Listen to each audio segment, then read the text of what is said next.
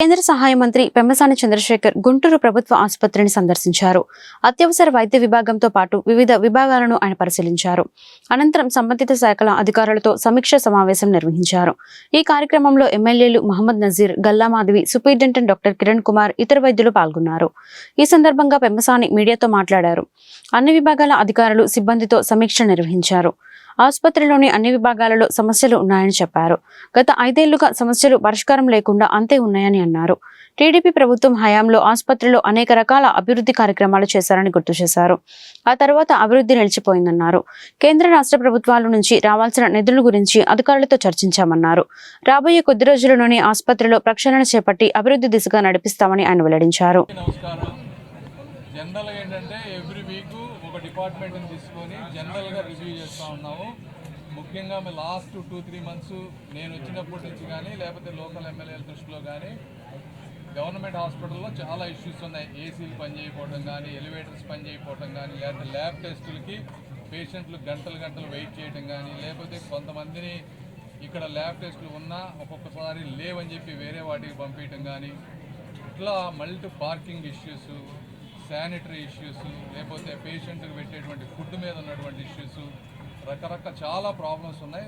అదేవిధంగా కొత్త బిల్డింగులు కడతా ఉన్నారు. అవి ఎప్పుడు కంప్లీట్ అవుతాయి, ఆ కట్టిన తర్వాత వాటి లోపలికి కావాల్సిన ఇన్ఫ్రాస్ట్రక్చరు, పేషెంట్ సపోర్ట్ స్టాఫ్ లేకపోవడం, ప్రతి ఒక్కరికి కూడా చాలా ఇబ్బందులు ఉన్నాయి. ఇవన్నీ ఏంటంటే 2014-19 మధ్య తెలుగుదేశం పార్టీ చేసినటువంటి కొన్ని విధానాలని తీసివేయటం, దీన్ని పూర్తిగా పట్టించుకోకపోవడం వల్ల ఎక్కువ అక్యుములేట్ అయిపోయినాయి. ఇవన్నీ ఫస్ట్ మేము అర్థం చేసుకుంటున్నాం. అర్థం చేసుకొని వీటిని 1 by 1 ఎలా సాల్వ్ చేయాలి, ప్రతి ఇష్యూకి ఒక అకౌంటబిలిటీ ఎలా తీసుకురావాలి, దానికి ఆ అకౌంటబుల్ పర్సన్ ఎవరు, ఆ పర్సన్కి డిఫైన్ టైంలో ఇవి ఎలా చేయాలి, చేయకపోతే డబ్బులు కావాల్సి వస్తే అవి స్టేట్ గవర్నమెంట్ నుంచి తీసుకురాగలమా, లేకపోతే వేరే ఎక్కడ ఫండ్స్ నుంచి అయినా తీసుకురాగలమా, లేదంటే సెంట్రల్ గవర్నమెంట్ ఫండ్స్ని ఏమైనా తీసుకోగలమా, ఇవన్నీ రివ్యూ చేసుకున్నాం. కలెక్టర్ గారు ఉన్నారు.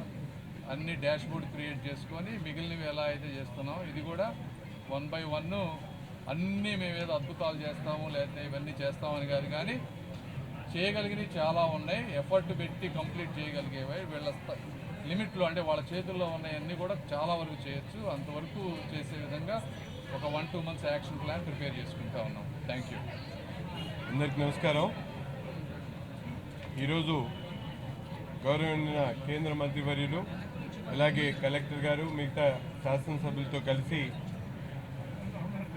ఆంధ్రప్రదేశ్లోనే అతిపెద్ద ప్రభుత్వ ఆసుపత్రికి ఉన్నటువంటి గవర్నమెంట్ జనరల్ హాస్పిటల్ని పూర్తిగా ఇక్కడ ఉన్నటువంటి పరిస్థితులు, రాబోయేటువంటి రోజుల్లో దీన్ని మరింత అభివృద్ధి చేసేటువంటి విధంగా ఇక్కడ ఉన్నటువంటి వచ్చేటువంటి రోగులకి ముఖ్యంగా అన్ని విధాలుగా ట్రీట్మెంట్ పరంగా కానీ, ఇన్ఫ్రాస్ట్రక్చర్ పరంగా కానీ, ఫెసిలిటీస్ పరంగా కానీ ఇంకా మెరుగైనటువంటి సేవలు అందించేటువంటి విధంగా ఎట్లా చేయగలుగుతామనే దాని మీద ఈరోజు రివ్యూని ఏర్పాటు చేసుకొని గతంలో పెండింగ్లో ఉన్నటువంటి ప్రాజెక్ట్స్ ఏదైతే ఉన్నాయో వాటినన్నింటినీ కూడా రాబోయేటువంటి రోజుల్లో త్వరతగిన పూర్తి చేసేటువంటి విధంగా, ముఖ్యంగా ఉన్నటువంటి సమస్యల మీద పూర్తిగా అవగాహన తెచ్చుకొని 1 by 1 దాన్ని క్లియర్ చేసుకునేటువంటి కార్యక్రమం, ఏదైతే పేషెంట్స్కి ఇచ్చేటువంటి కిచెన్ దగ్గర నుండి, పార్కింగ్ దగ్గర నుండి, క్యాజువాలిటీలో అవసరమైనటువంటి డాక్టర్స్ దగ్గర నుండి, అలాగే మెషినరీ దగ్గర నుండి అన్ని విషయాల మీద కూడా ఈరోజు పూర్తిగా చర్చించడం జరిగింది.